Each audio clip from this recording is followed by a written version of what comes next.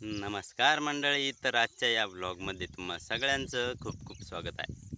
तर मंडळी, आजचा हा व्हिडिओ एक व्लॉग जरी असला तरी ह्या व्हिडिओमधून तुम्हाला शिकायला भेटेल की दोन व्यक्तींमधलं नातं कसं तुटल्या जातं आणि हे तुटू नये म्हणून आपल्याला काय उपाययोजना करता येतील यावर तुम्हाला माहिती मिळेल. पहा, तर व्हिडिओ शेवटपर्यंत पहा. तसेच मंडळी, या व्हिडिओमधून तुम्हाला आणखी शिकायला भेटेल की आपला भावी जोडीदार कसा निवडावा, निवडताना कोणती काळजी घ्यावी म्हणजे आपलं आयुष्य परिपूर्ण व सुखी होईल, ही माहिती देखील तुम्हाला भेटेल. व्हिडिओ शेवटपर्यंत पहा. तर मंडळी, आजच्या व्हिडिओच्या निमित्ताने तुम्हाला सांगायचं की माझ्याकडून तुम्हाला काय भेटेल. तुम्ही असं समजू नका की मी गवत कापतोय आणि इथे गवतामध्ये आहे, मग खूप म्हणजे याच्याकडून काही भेटणार नाही असं समजू नका. MA BEd झालेली व्यक्ती आहे मी. ETD, art teacher diploma, CTC craft teacher diploma हे सर्व करून बऱ्याचशा ठिकाणी जॉबचा अनुभव घेऊन आणि जगामध्ये फिरून 42 वर्ष पूर्ण केलेली मी व्यक्ती आहे. आणि क्वालिटी भरपूर आहे आपल्याकडं. फक्त ती क्वालिटी या अगोदर बाहेर नाही निघाली आणि आजपासून आपल्याला नवीन जीवन जगण्याची संधी भेटते. तर ती क्वालिटी या पुढच्या व्हिडिओमधून बाहेर निघणार आहे. तर ज्यांना व्हिडिओ आवडतील त्यांनी व्हिडिओ लाईक करा, चॅनलला सबस्क्राईब करा आणि जर व्हिडिओ आवडला तर दुसऱ्यांनाही पाठवा म्हणजे शेअर करा. तर व्हिडिओ शेवटपर्यंत पहा. तर मंडळी, यूट्यूबच्या थंबनेलवरून तुम्हाला या व्हिडिओचा विषय काय आहे हे कळलेलंच असेल. आणि माझाच व्हिडिओ तुम्ही का पाहावा याचं कारण आहे की माझं हे नातं तुटलेलं आहे आणि समोरच्या व्यक्तीकडून नाही, तर हे नातं मी तोडलेलं आहे. आणि का तोडलेलं आहे हे तुम्हाला कळेल. माझा वैवाहिक जीवनाचा 15 वर्षांचा अनुभव यामागे आहे. पहा, मला कोणत्या गोष्टी भेटल्या नाहीत, कोणत्या गोष्टींनी माझं मन उद्विग्न झालं हे तुम्हाला यातून समजेल. आणि तुमच्या जीवनासंदर्भात तुम्हाला निर्णय घेण्यासाठी हा व्हिडिओ फायदेशीर ठरेल. तर व्हिडिओ शेवटपर्यंत पहा. तर मंडळी, प्रत्येक समस्येतून मार्ग काढणं ही माझी एक पहिली क्वालिटी आहे आणि कालच्या समस्येतून देखील मी मार्ग काढलेला आहे. मुलगी माझी 8वीला आहे, मस्त स्वयंपाक करते. कालही संध्याकाळी तिने स्वयंपाक केला होता आणि त्यानंतर मी 8 वाजता जेवण केलं, सकाळचं आणि संध्याकाळचं एकाच वेळी.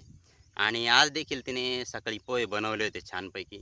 पोहे खाल्ले. आता दिवसभर काही गरज नाही, संध्याकाळी बनवेल त्यावेळेस खाऊ. म्हणजे मुलीच्या हातचा स्वयंपाक खायचा, असं हे सोल्युशन मी काढलेलं आहे. आणि आपलं जीवन जगायचं काय आहे, कोणाला म्हणायचं नाही, कोणाशी बोलायचं नाही. झाली चुकीची गाठ सोडून द्यायचं, त्यातून मार्ग काढायचा. ज्या व्यक्ती आपल्या मनाला पटतात त्यांच्याशी बोलायचं, वाद घालायचा नाही, कलह घालायचा नाही, शांततेने आपलं आयुष्य जगायचं. तर मंडळी, एक विचार मनात आला आणि छान विचार आहे म्हणून तुमच्याशी शेअर करतोय. पहा, तर मला किंवा जगातील कोणत्याही व्यक्तीला जे हवं असतं ते जर न मागता मिळालं तर हे खूप छान गोष्ट असते. पहा, आणि त्या व्यक्तीला त्याबद्दल मग आदर निर्माण होतो. असंच हे दोन व्यक्तींच्या रिलेशनशिपमध्ये असतं.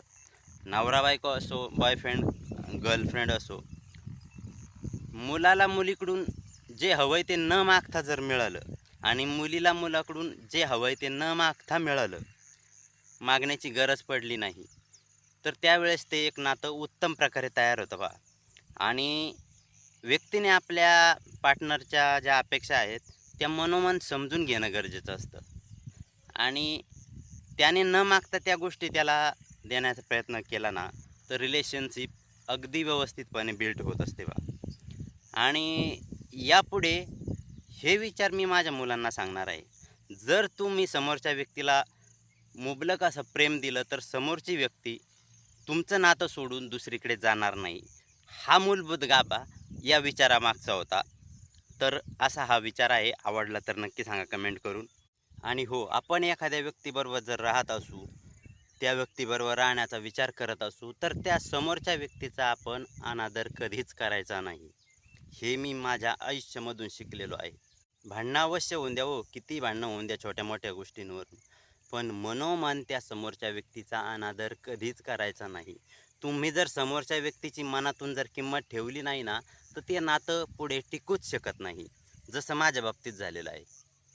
आणि मंडळी, आपण कसं करतो पहा, समोरच्या व्यक्तीने आपल्याला किती जीव लावला हे आपल्याला कधी दिसत नाही. बरोबर आहे. हां, समोरच्या व्यक्तीच्या चुकाच यात दिसत असतात आणि यावरून समोरच्या व्यक्तीचा अनादर करणं ही खूप चुकीची गोष्ट आहे. हे माझ्यासोबत झालेलं आहे, पण मी इथे आता सर्व विषय सोडून दिलेला आहे. स्वतःच्या अनुभवातून समोरच्या व्यक्तीला शहाणं करण्याचा हा माझा प्रयत्न आहे. कदाचित कदाचित काय 100% बऱ्याच व्यक्तींना हे विचार कामाचे ठरतील असं मला वाटतंय आणि माझ्या मुलांना तर ठरणारच.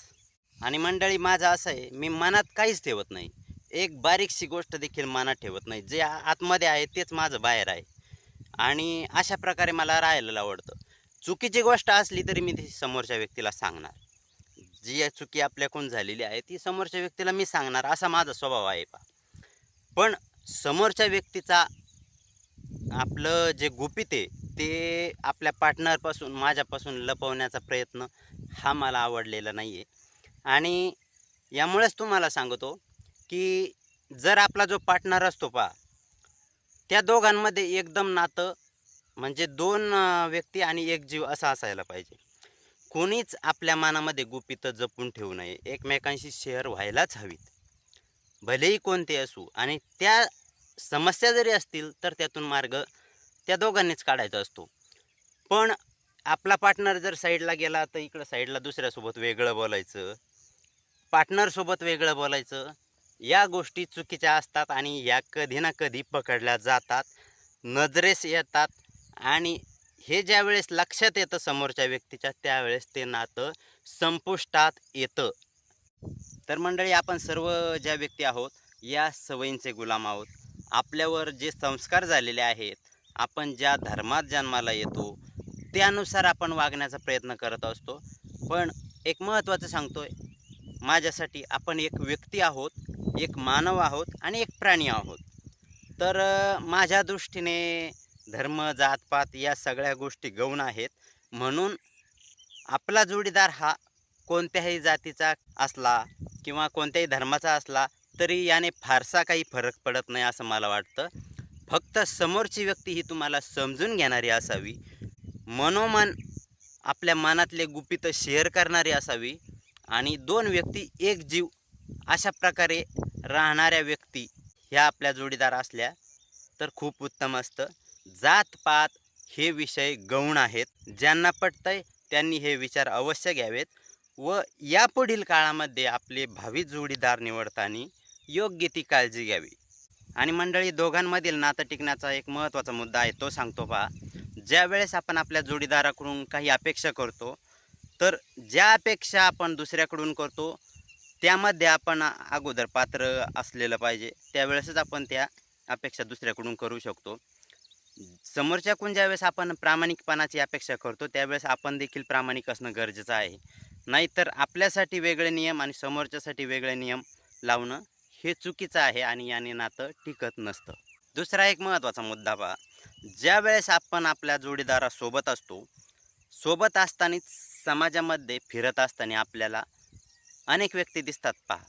तर त्या व्यक्ती सुंदर आहेत, स्वभाव कसे आहेत यावर आपण तिकडे अट्रॅक्ट होऊ शकतो, काही नाही. पण हे जरी असलं तरी याची माहिती देखील आपल्या जोडीदाराला देण्याची गरज आहे. आणि जर आपण कोणाकडे आकर्षित होत असलो तर समोरची व्यक्ती, आपला जोडीदार देखील कोणाकडे आकर्षित होऊ शकतो आणि आपण त्याला तयार आहोत का हे स्वीकारून पण ते पुढचे निर्णय घ्यायला हवेत. आपण कोणाकडे आकर्षित व्हायचं, कोण्या व्यक्तीला किंमत द्यायची, हे जर आपण करत असू तर समोरची आपली व्यक्तीने ते केलेलं आपल्याला चालेल का याचा आपण अवश्य विचार करायला हवा. आणि अशा प्रकारे हे नाते बिल्ड होत असतात पहा. ज्या पात्रतेत आपण उतरतो त्याच पात्रतेचा जोडीदार आपल्याला भेटत असतो पहा. आपण जर समोरच्या पार्टनरसोबत जर चिटिंग केली तर ते समोरच्याच्या कधीतरी लक्षात येतं आणि तोही समोरचा बोलला जरी नाही तरी त्याला प्रत्युत्तर ते भेटतच असतं. तर मंडळी, विवाहाबाबत निर्णय घेताना आपण एखाद्या व्यक्तीला एकदा दोनदा भेटून समोरच्या व्यक्तीबाबत परफेक्ट जजमेंट लावू शकत नाही. कारण 1-2 भेटीमधून समोरची व्यक्ती कशी आहे हे कळत नसतं पहा. आणि भविष्यात व्यक्ती कशी वागेल आपल्यासोबत हेही आपण सांगू शकत नसतो. भविष्यामध्ये त्या दोघांमधील संबंध कसा आहे, एकमेकांवर किती प्रेम आहे, एकमेकांसाठी आपण काय करण्याची तयारी ठेवतो, यावरून ते नातं पुढं तयार होत असतं. त्यामुळं लग्न जुळवतानाच सगळ्या गोष्टी एकदम व्यवस्थित असतील असं नाही. हां, आर्थिक भाग हा वेगळा गोष्ट आहे. आर्थिक परिस्थिती तुम्हाला कोणती कशी स्वीकारायची हे सर्वस्वी तुमच्यावर आहे. पण समोरच्या व्यक्तीला 2च दिवसात किंवा 2च भेटीत आपण जज करू शकत नाही. तर मंडळी, जोडीदाराबाबत निर्णय घेताना विवाह करण्याच्या उत्कंठेने हुरळून जाता कामा नये. योग्य व्यक्तीचीच निवड करणे खूप गरजेचं आहे. नाहीतर घाईघाईमध्ये घेतलेले निर्णय हे पुढील आपल्या भविष्यात आपल्याला ते नडतात बा. तर अगोदर परिपूर्ण विचार करा, आपल्याला कसा जोडीदार हवा आहे याबाबत तुमच्या मनात प्रश्नावली तयार करा. समोरची व्यक्ती त्या कॅटेगरीत बसते का हे पहा आणि सर्व गोष्टींचा अभ्यास करूनच त्या व्यक्तीवर तुम्ही शिक्कामोर्तब करा की या व्यक्तीसोबत आपल्याला लग्न करायचं आहे. नाहीतर काय होतं की त्यावेळेस लग्नाचं वय असतं, अतिउत्कंठा तयार झालेली असते. त्यामुळे समोरची व्यक्ती आहे तशी खूप छान वाटते, चांगली वाटते आणि आपण लग्नाला होकार देतो आणि पुढे काही काळानंतर त्या व्यक्तीमधल्या त्रुटी आपल्याला जाणवू लागतात आणि त्यावेळेस आपल्याला बाहेर निघण्याचा मार्ग नसतो आणि जरी निघलो तरी खूप त्रास होतो. आपण आता नवीन जीवनाला सुरुवात केलेली आहे आणि यापुढे मस्त जगायचं आहे, ते कामं करायचे आणि चालून द्यायचं. चला तर मी इथं कपाशीमध्ये गवत घ्यायला आलेलो आहे. हे बघा गवत असं आहे, बघा इतकं दाट गवत आहे आणि अशा पद्धतीनं कापायचं काम चालू आहे. कपाशी एकदम मस्त आहे गवतामध्ये आणि गवतही जनावरांना कामं येतं. काही नाही, हरळ असो किंवा काही असो, काही टेन्शन नाही घ्यायचं. सनाट कापून घ्यायचं, झाडं मोकळं करायचे आणि झाडांना ऊन भेटलं, वारा भेटला का झाडं बरोबर वाढतील. गवताचा जास्त विचार करायचा नाही. अगोदर गवतात जास्त विचार करत होतो, अरे एवढ्या गवतात कसं व्हायचं, पण गवत भारी, गवत जनावरांना खायला होतं आणि कापून घेतलं तर काही अडचण नाही. जास्त आजबत नाही बसायचं, खूप खालून हानीत ताशीत बसायचं नाही आणि जेवढं काम घरच्या घरी करता येईल तेवढं करायचं, असं नियोजन आहे आपलं. आणि संधी सोडायची नाही. ऑप्शन ट्रेडिंग असेल, काय अडचणी करायला, पैसे भेटत असतील तर करायला काहीच अडचण नाही. जे काम दिसतंय, ज्या कामात आनंद भेटतो ते काम करायचं, असं यापुढचं आपलं नियोजन आहे. आणि काही नाही, सहज आजचा व्लॉग यासाठी बनावा वाटला. हे कोणत्या प्रकारचं झाड आहे मला माहीत नाही, तुम्ही कमेंट करून नक्की सांगा. पण याला असे बारीक बारीक बोंड लागतात आणि खायला खूप असे काकडीसारखे लागतात आणि या छोट्या छोट्या गोष्टी तुम्हाला दाखवायच्या. हे जीवनातले आनंद कुठं सापडतात, छोटे क्षण कुठे सापडतात, जे मला सापडले ते तुम्हाला दाखवायचे, असं या पुढचं नियोजन आहे. चला तर मग. आणि हां, दुसरा एक अनुभव आज सांगायचा. एका व्यक्तीने बरं का मला माझ्याकडून एक व्हिडिओ बनवून घेतला एका जत्रेविषयी. जत्रेची माहिती द्यायची आणि मला असं दाखवलं की तुला बोलू आम्ही व्हिडिओग्राफी करायला, काढायला, तुला पैसे देऊ म्हणले. ते इतक्या बोलबच्चन आणल्या. 6-7 दिवस माझ्या मागं लागला बरं का. आणि जत्रा ती काल होती, आज हागामा होता आणि असे माणसं मला अंदाज 100% होता. माझा अंदाज फेल जात नसतो. 100% अंदाज होता. त्या माणसाचा आज फोनही नाही आला, काहीच नाही आला. कारण त्या माणसाला मी म्हटलं, जर यायचं असेल तर अगोदर ॲडव्हान्स द्यावा लागेल. सरळ व्यावहारिक भाषेत बोललो. पण लोक असे असतात, लोकांना वाटतं पुढची अशी दिशा दाखवली किंवा तुम्हाला काम देऊ, असं करू तसं करू, मग यामागचे कामं फुकट होतील, मोफत होतील, अशा प्रकारची मानसिकता असते बा. मला त्या व्यक्तीविषयी म्हणायचं नाही, फक्त मी कॉमन अशा प्रकारे लोक वागत असतात हे तुम्हाला दाखवायचं म्हणून हे उदाहरण मी इथं दिलं. चला तर मंडळी, हे पहा, ही कपाशी जी आहे ती एकदम मस्त आहे पहा. पण अशी भारी आली ना, पण जर पाणी जर आलं तर त्या चिंचेच्या झाडापर्यंत तिथपर्यंत पाणी येतं पहा. बराच वेळा आलेलं आहे. आता यावर्षी काय होतं माहीत नाही, पण कसं आहे, शेतकरी म्हणजे शेवटी जुगारच खेळत असतो. जे होईल ते, जोपर्यंत आशा वाटते तोपर्यंत करत राहायचं. ज्या वेळेस निसर्ग कोपेल त्याचं कोण सांगतंय. चला तर, करणं आपल्या हातात आहे, करायचं अवश्य. तर मंडळी, पुन्हा एकदा हे झाड सापडलं पहा. हे कोणतं झाड आहे कमेंट करून नक्की सांगा. आणि हे पहा, असे छोटे छोटे बोंड असतात आणि काकडी खिऱ्यासारखे लागतात पहा आणि खायला मस्त वाटतात.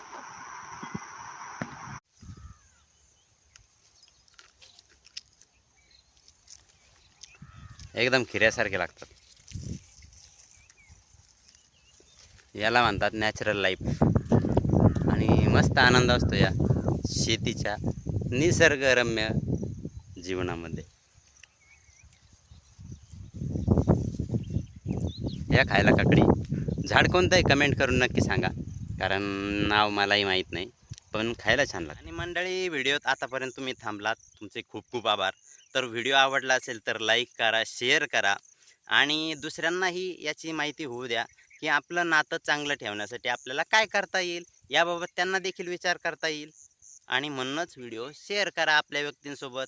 तर मंडळी, तुम्ही जर विवाहित असाल तर तुमचं नातं टिकवण्यासाठी काय गोष्टी गरजेच्या आहेत हे तुम्हाला या व्हिडिओमधून समजलं असेल.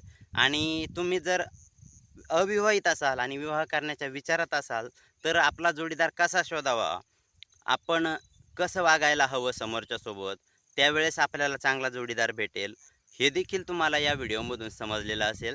तर आजचा हा व्हिडिओ मी इथेच संपवतोय. आपण पुढील एखाद्या छानशा विषयावर चर्चा करण्यासाठी भेटूया पुढील व्हिडिओमध्ये. तोपर्यंत आपली रजा घेतो. राम राम.